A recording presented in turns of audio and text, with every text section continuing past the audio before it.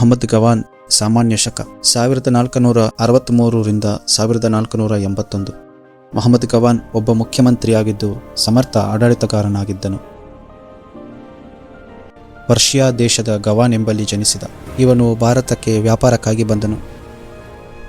3ನೇ ಮಹಮ್ಮದ್ ಶಾ ಅವರ ಮುಖ್ಯಮಂತ್ರಿಯಾಗಿ ನೇಮಕನಾದನು. ಮಹಮ್ಮದ್ ಗವಾನನ ಸಾಧನೆಗಳು: ವಿಜಯನಗರ ಸಾಮ್ರಾಜ್ಯದಿಂದ ಹುಬ್ಬಳ್ಳಿ, ಬೆಳಗಾವಿ ಮತ್ತು ಗೋವಾ ಪ್ರದೇಶಗಳನ್ನು ವಶಪಡಿಸಿಕೊಂಡನು. ಮಾಳವದ ಸುಲ್ತಾನನೊಂದಿಗೆ ಒಪ್ಪಂದ ಮಾಡಿಕೊಂಡು ರಾಜಕೀಯ ಸ್ಥಿರತೆಯನ್ನು ಸ್ಥಾಪಿಸಿದನು. ಒರಿಸ್ಸಾದ ರಾಜಮಹೇಂದ್ರಿ ಹಾಗೂ ಕೊಂದವೀಡು ಪ್ರದೇಶಗಳನ್ನು ಗೆದ್ದನು. ಆಡಳಿತದ ಅನುಕೂಲಕ್ಕಾಗಿ ರಾಜ್ಯದ 4 ಪ್ರಾಂತ್ಯಗಳನ್ನು 8ಕ್ಕೆ ಹೆಚ್ಚಿಸಲಾಯಿತು.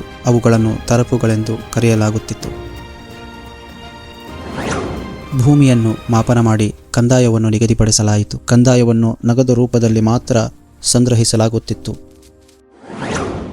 ಇವನು 1472ರಲ್ಲಿ ಬೀದರ್ನಲ್ಲಿ ಮದರಸಾ ಕಾಲೇಜು ನಿರ್ಮಿಸಿದನು.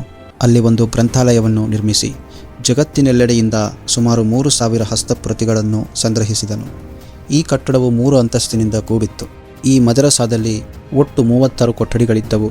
ಅಲ್ಲದೆ ವಿದ್ಯಾರ್ಥಿಗಳು ಮತ್ತು ಶಿಕ್ಷಕರು ಸಹ ವಸತಿಯನ್ನು ಹೊಂದಿದ್ದರು. ಮಹಮ್ಮದ್ ಗವಾನ್ ಪರ್ಷಿಯನ್ ಭಾಷೆಯಲ್ಲಿ ಕವಿತೆಗಳನ್ನು ರಚಿಸಿದನು. ಅವನು ರಿಯಾಜ್ ಉಲ್ ಇನ್ಷಾ ಹಾಗೂ ಮನಾಜಿರ್ ಉಲ್ ಇನ್ಷಾ ಕೃತಿಗಳನ್ನು ರಚಿಸಿದನು. ಗವಾನ್ನ ಪ್ರಗತಿಯನ್ನು ಸಹಿಸದ ಸ್ಥಳೀಯ ಮುಸ್ಲಿಂ ನಾಯಕರು ಅವನ ವಿರುದ್ಧ ಮಿಥ್ಯಾರೋಪ ಮಾಡಿದರು. ಸಾಮಾನ್ಯ ಶಕ 1481ರಲ್ಲಿ ಅವನ ಶಿರಚ್ಛೇದನ ಮಾಡಲಾಯಿತು. ಅವನ ಮರಣದೊಂದಿಗೆ ಬಹಮನಿ ರಾಜ್ಯವು ಪತನವಾಗಲಾರಂಭಿಸಿತು.